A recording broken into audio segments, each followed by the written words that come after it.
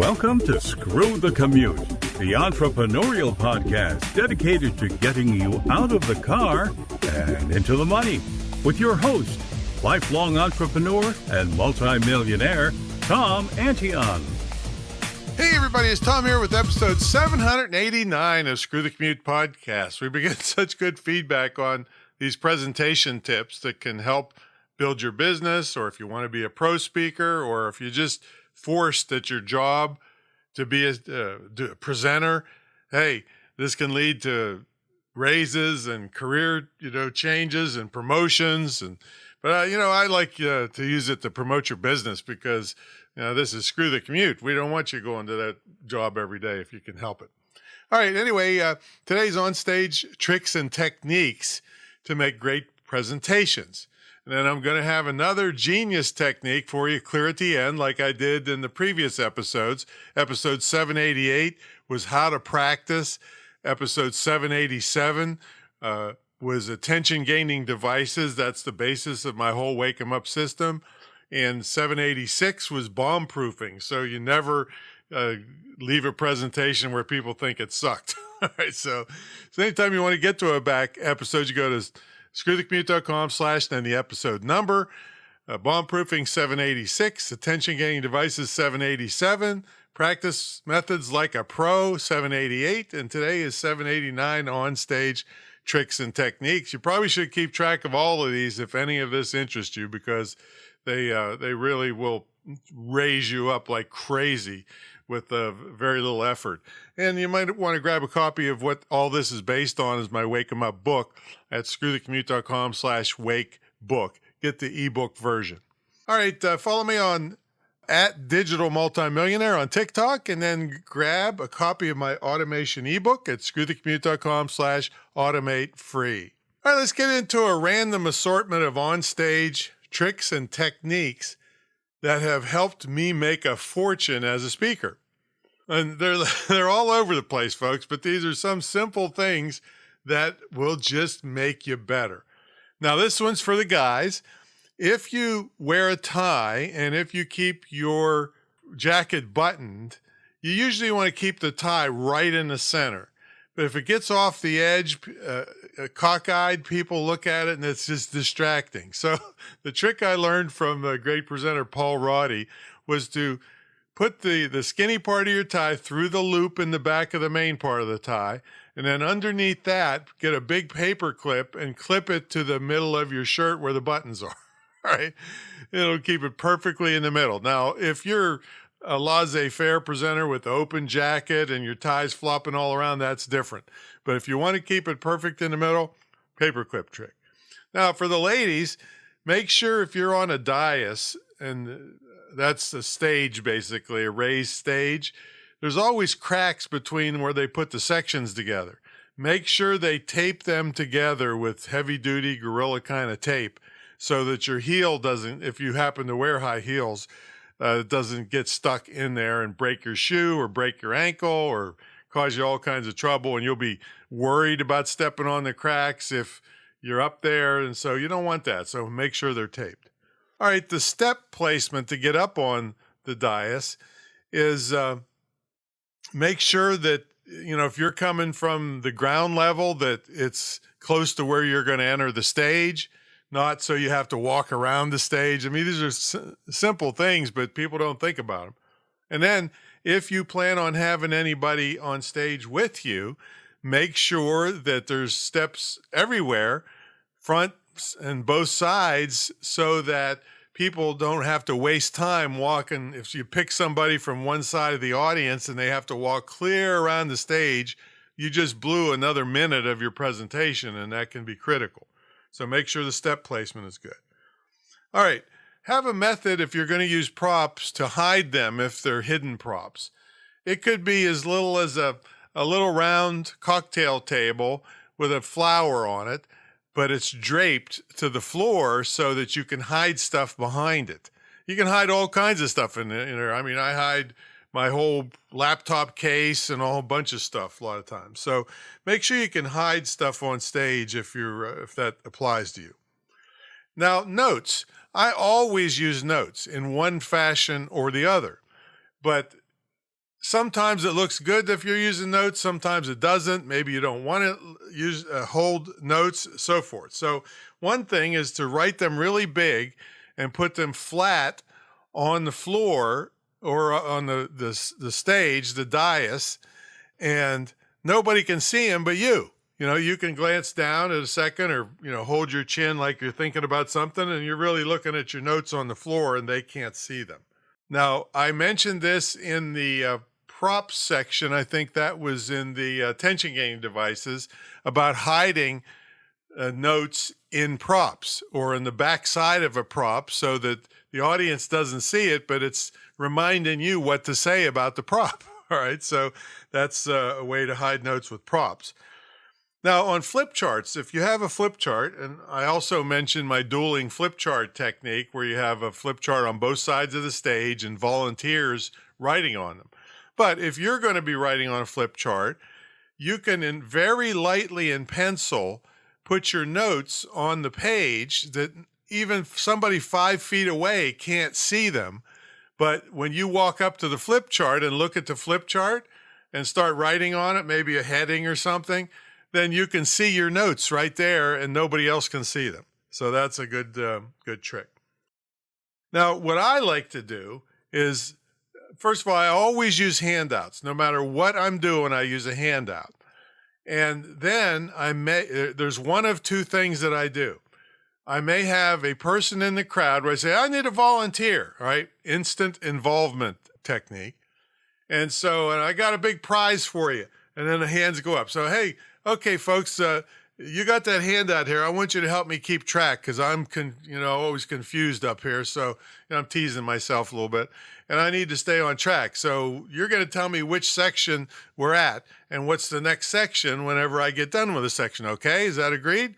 Okay, and here's a big prize for you ahead of time. And I give him one of my, some books or something.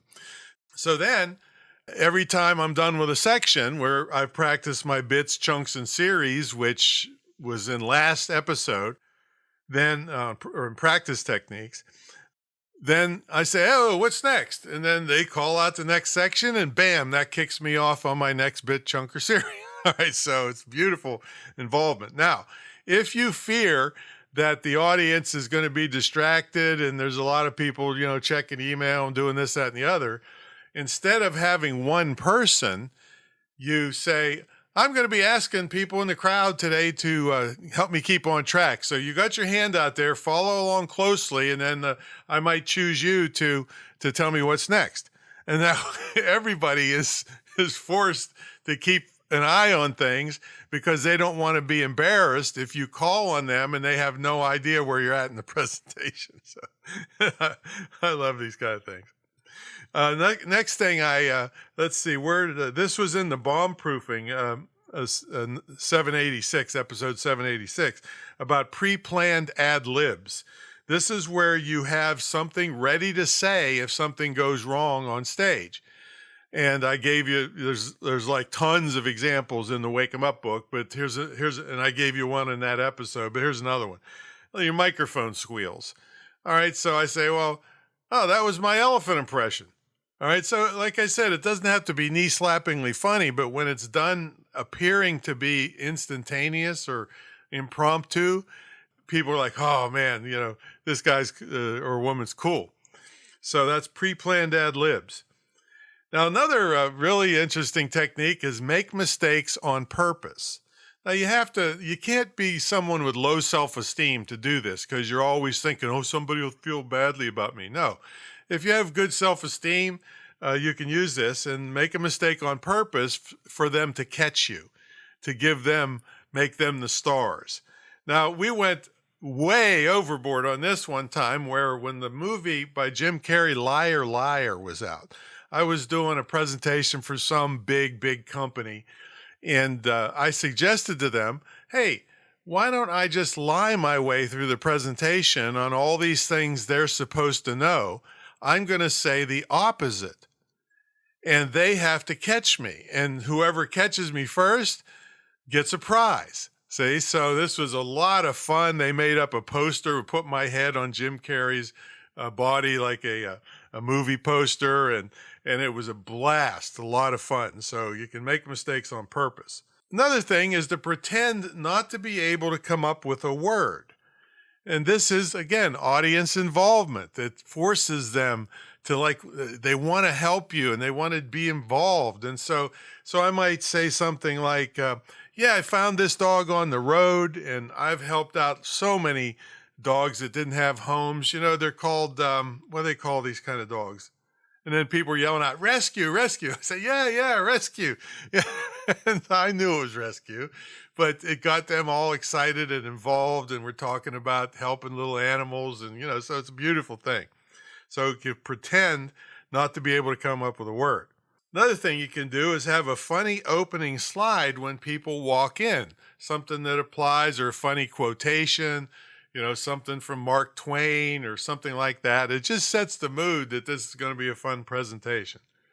You can also have a funny laser pointer.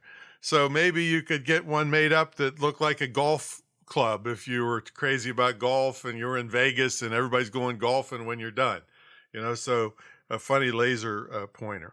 You could have a fun slide about you or your family, or something embarrassing about you, like self-effacing, that could come up in the middle of your presentation as if it was accidentally put in there. Okay. And it flashes on the screen. You say, oh my God. Oh, that wasn't supposed to be here, but it really was. All right. And you're not lying. You're just having fun with the people. So that's another one.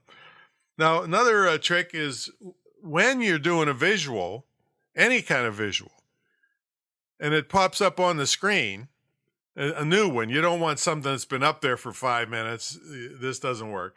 But if a new visual pops up on the screen, you might say something like, I want to show you this graph I made up. And everybody looks at the screen and you peek at your notes, because they will never notice that you're peeking at your notes if you are directing them towards the visual. And then here's your genius technique. I learned this from Patricia Fripp, the first woman president of the National Speakers Association. And this is genius. This is so genius. I'll tell you how I applied it. So I used to do speeches for Meeting Professionals International. It used to be Meeting Planners International. And they would have these luncheon or breakfast speeches. I usually did the luncheons, where these are all meeting planners who could hire you as a speaker. So they came in for this luncheon presentation. This happened to me over and over and over again. It's the same thing. So the meeting planner of that event, the meeting planner of the meeting planner event, would come up to me and say, Tom, don't feel bad if people get up to leave because they have to get back to work and so forth, during the end of your presentation. And so I'm nodding like nice, just being nice about it. And in my mind, I'm thinking, yeah, you watch what happens. And I didn't say that to her. It was mostly women in those days. Don't worry. It's okay. I understand. So I would use this genius technique called the split story technique. And this is based on the fact that people can't stand, this is kind of the Zygarnik technique that I teach in my copywriting, that people can't stand unfulfilled curiosity. That's Bluma Zygarnik was a Russian psychologist, psychiatrist who identified the trait of the human mind that they can't stand unfulfilled curiosity. It's the basis of all the cliffhanger shows. Like 24 was the first real binge-watching cliffhanger show that people binge-watched, and there's been loads of them since, where at the end of the episode, you're like, oh, what happened? And then you got to tune in next week, right? So I would start a story in the beginning of the presentation and get to this cliffhanger point.